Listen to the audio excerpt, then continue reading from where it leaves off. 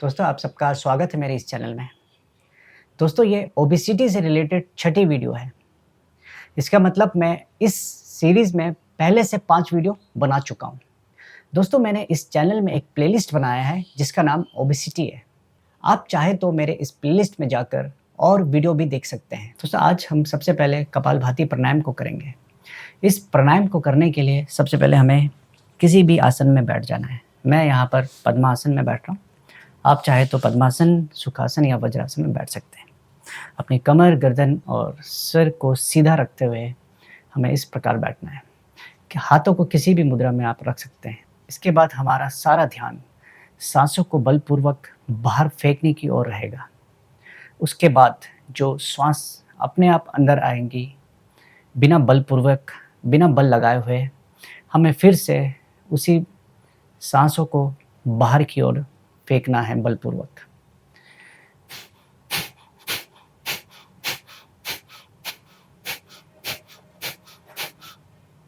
यहाँ पर जब भी हम सांस ले रहे हैं तो हमें कोई भी ताकत नहीं लगानी।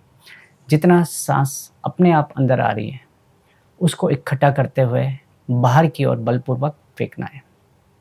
इस प्राणायाम को हम 1 मिनट तक कर सकते हैं और जैसे जैसे हमें इसका अभ्यास होगा तो हम 5 मिनट तक इसे कर सकते हैं। दोस्तों कपालभाति के निरंतर अभ्यास से सबसे पहले ये हमारे मन को प्रसन्न रखता है, डिप्रेशन को दूर करता है, तनाव से हमें मुक्त रखता है, ये मोटापे से हमें मुक्ति दिलाता है। कपालभाति के अभ्यास से पेट के जो अंग होते हैं जैसे पैनक्रियास, लीवर, स्प्लीन, इन सभी अंगों की अच्छी तरह मसाज हो जाती है जिससे इनकी कार्य क्षमता में वृद्धि होती है। दोस्तों अब इसके बाद हम करने वाले हैं उष्ट्रासन। उष्ट्रासन को करने के लिए सबसे पहले हमें इस प्रकार वज्र आसन में बैठना होता है। हम अपने पैरों को या तो इस प्रकार जोड़कर रख सकते हैं अपने दोनों घुटने को, या तो हम इसको हल्का सा खोल सकते हैं।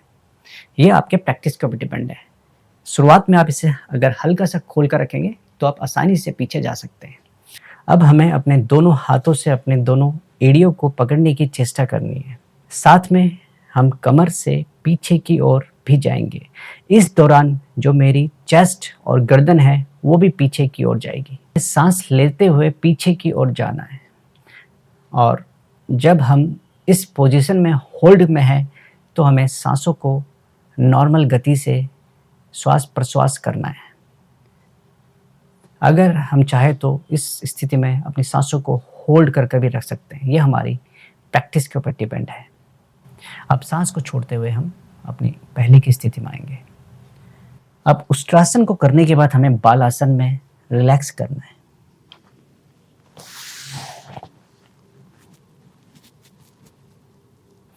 दोस्तों जिन लोगों का थायराइड बहुत बड़ा हुआ है उनको ये अभ्यास नहीं करना चाहिए, और जिनकी सर्जरी हुई है पेट या चेस्ट रीजन में उनको ये अभ्यास नहीं करना चाहिए। जिन लोगों को घुटने की समस्या है उनको भी ये अभ्यास नहीं करना चाहिए। दोस्तों अब हम जो दूसरा आसन करेंगे वो है उत्तान पादासन। इस आसन को करने के लिए हमें सबसे पहले अपने पैरों को इस प्रकार आगे फैलाकर रखना है। अब हम अपने कोहनी से इस प्रकार लेट जाते हैं।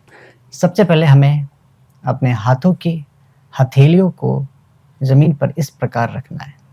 इसके बाद हमें अपने सर और पैरों के पंजे जो इस प्रकार आपस में मिले होंगे उनको एक साथ ज़मीन से ऊपर उठाना है। हमें अपने हाथों की हथेलियों को ज़मीन से उठाते हुए अपने थाई रीजन में इस प्रकार से टच कर देना है। इस स्थिति में हम होल्ड में रहेंगे। इस स्थिति में आप अपने सांसों को होल्ड रख सकते हैं या फिर नॉर्मल इनहेल या एक्सहेल कर सकते हैं।